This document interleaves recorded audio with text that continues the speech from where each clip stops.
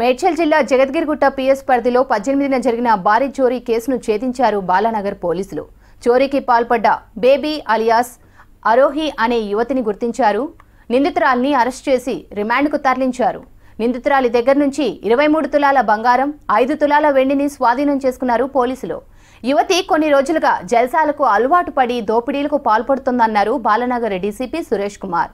గతంలోనూ చోరీలు చేసి పోలీసుల నుంచి తప్పించుకుందన్నారు. వ్యక్తి ఇతను ఆల్విన్ కాలనీలో ఉంటాడు.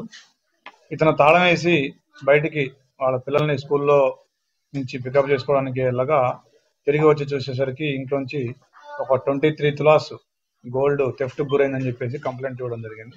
ఆవిడ ఆరోహి అని చెప్పేసి ఆవిడ ఏజ్డ్ 21 ఇయర్స్. ఆవిడ అమీర్పేట మధురనగర్ ఏరియాలో నివసిస్తుంటుంది. సో ఆవిడ ఏంటంటే ఆవిడ ఏమో ఇట్లా తాళాలు వేసున్న ఇల్లుని పరిశీలించి వాటిల్లో నార్మల్గా చాలా మందికి 90% మెంబర్స్కి ఇంటి ముందు చెప్పుల స్టాండ్లో చెప్పుల్లోనో షూలోనో ఆ హెల్మెట్ కిందో అట్లా కీస్ పెట్టే అలవాటు. ఆ తీసి ఆ కీతోనే ఇంట్లోకి వెళ్ళి ఆ ఇంట్లో ఉన్న గోల్డ్ విలువైన వస్తువులు దొంగిలించే అలవాటు ఉంది వీడికి. అదేవిధంగా ఆ రోజు 4 ఇళ్లను రెక్కి చేసింది. రెక్కి చేసిన తర్వాత ఈ ఇంటికి వచ్చి ఆ చెప్పుల స్టాండ్లో చూస్తే ఆ హెల్మెట్ కింద కీ దొరికింది ఆవిడికి.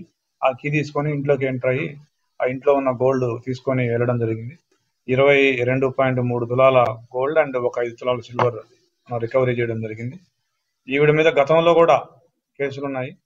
Crime number 375/25 Borabanda and crime number 502/24 అది కూడా బోరబండ.